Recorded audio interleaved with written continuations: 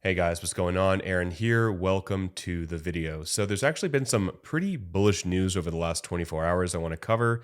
But first, taking a look at the short I put on about a few weeks ago at 97K. It's up around 30%.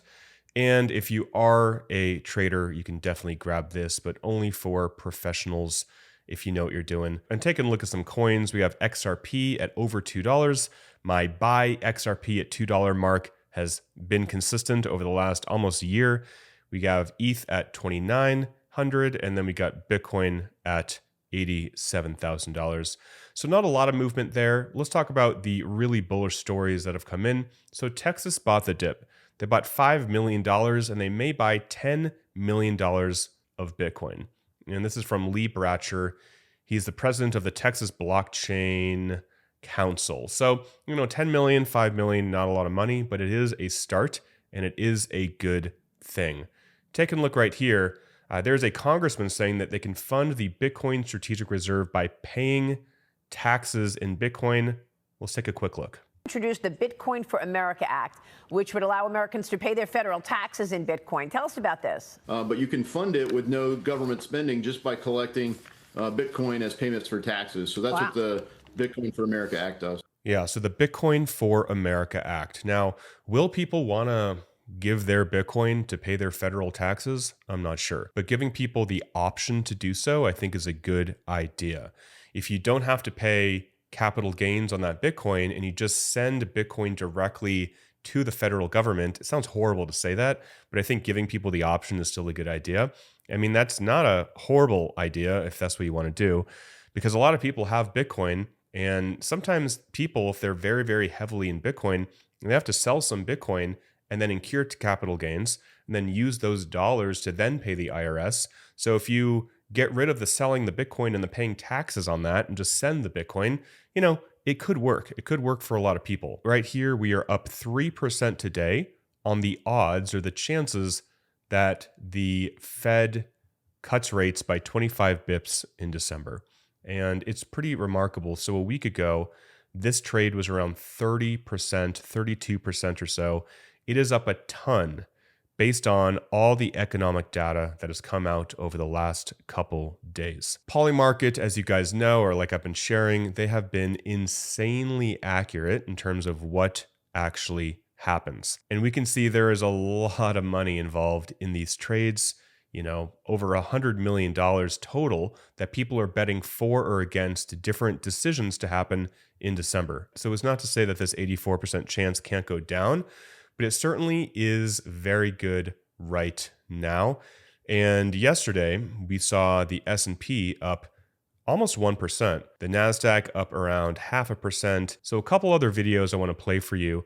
Scott Bessent saying that they could reveal the new Fed chair, and there actually is some rumors about who that is, and it's actually pretty darn bullish. Next, we got a Trump son talking about his American Bitcoin company. And I want to let you know what I think about it. I don't care if you like the Trumps, hate the Trumps, or are indifferent. Having a Trump that is that involved in Bitcoin, I think is still a very, very good thing. I'll play a couple other clips from Tom Lee sharing why he thinks it's still a good idea to be involved in crypto and where he sees it over the next couple years. And then we got the CEO of a $40 billion plus hedge fund saying that Bitcoin isn't going anywhere. And this was literally from yesterday. But before I go into all of those videos for you guys, I want to talk about the sponsor of today's video. It took me 30 seconds to set up my Ton wallet inside of Telegram. Ton wallet makes crypto accessible to everybody, whether you're brand new or have been in crypto for a while. It's integrated directly inside the Telegram app, so you can buy, sell, and trade without ever leaving the chat. Again, this took me about 30 seconds from start to finish to create this wallet. I can manage hundreds of different assets directly inside the Telegram app, and they also enable you to stake as well. So with Ton Wallet, you own your assets. They are directly integrated inside of your wallet. This integrates with Web3, games, staking, and obviously this works anywhere around the world. And what's cool is, again, there are no extra apps. You don't have to remember another password, and it takes literally 30 seconds to set up. If you're in crypto, and especially if you're already using the Telegram app, adding Ton Wallet to your Telegram is a no-brainer, and you can do so today. So I'm going to be giving away some Ton using the Ton Wallet on my Telegram app.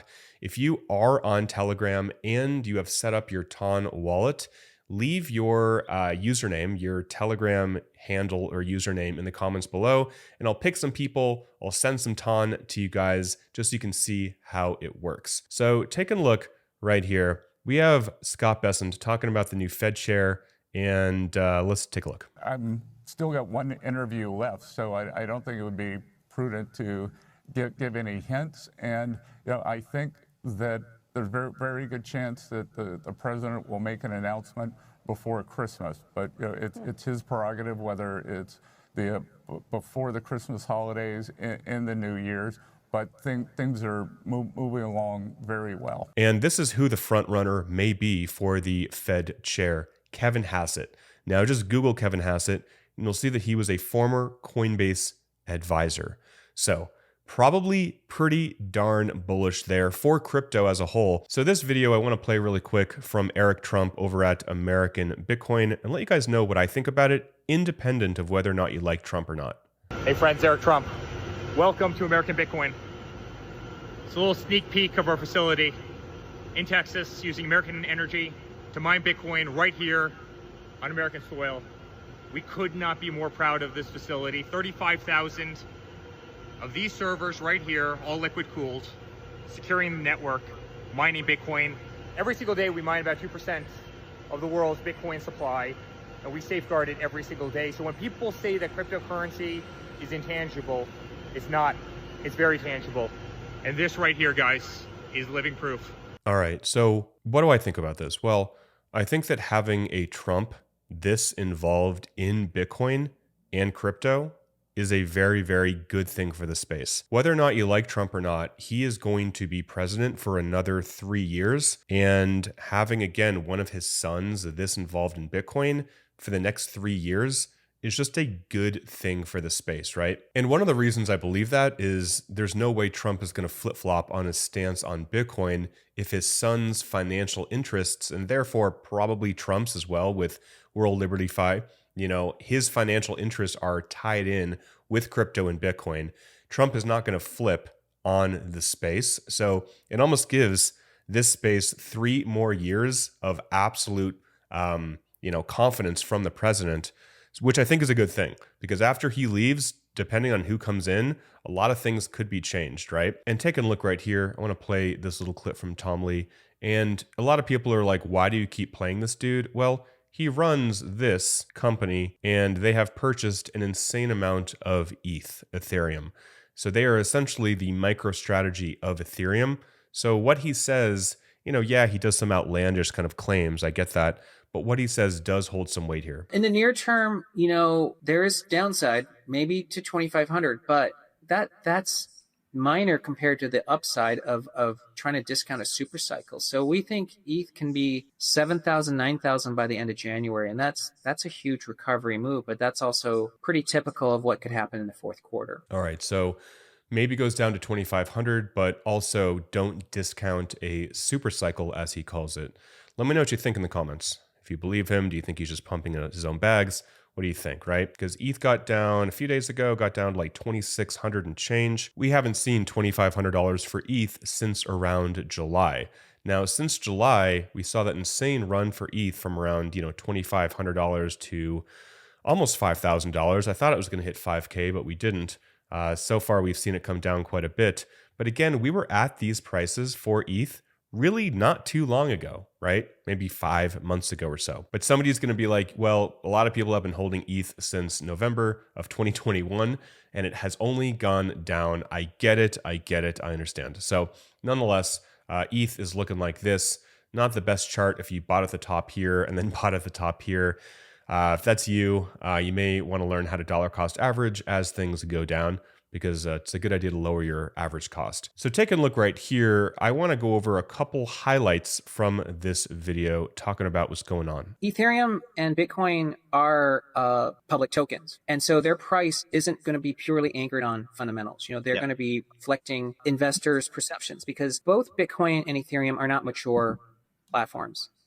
their best utility and growth and innovation are in the years ahead, right? So we're 10 years in, but there's more growth in the future.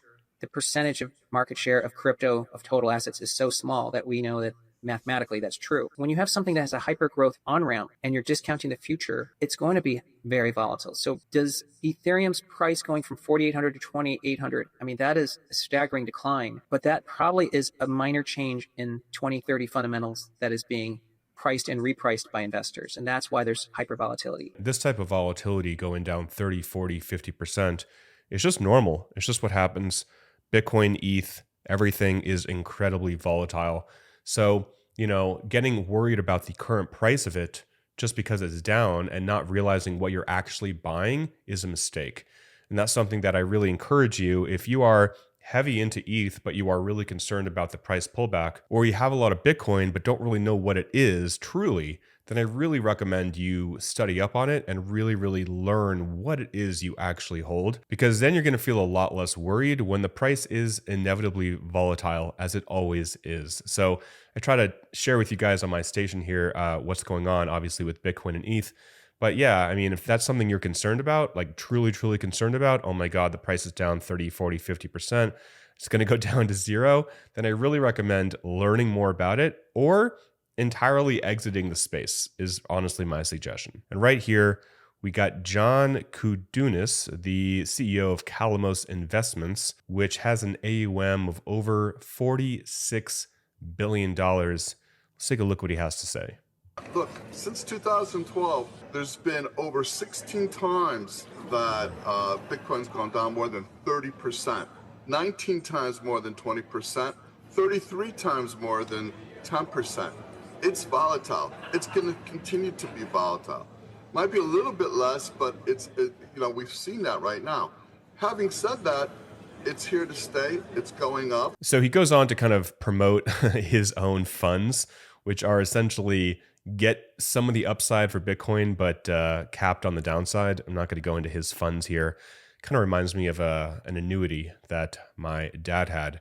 But nonetheless, he is shilling his own funds, but he is very accurate when it comes to what is normal for Bitcoin, the volatility going down, but also the insane gains going up. And speaking of insane gains and moves, we can see the US money supply, M2, is at a new all-time high. What does this mean? Well, it just means the US continues to inflate and print money, and that is never going to change. That is never going to change, right? So what's the best absorber of liquidity? Well, historically, it's been Bitcoin. And personally, I do not believe that trend will end.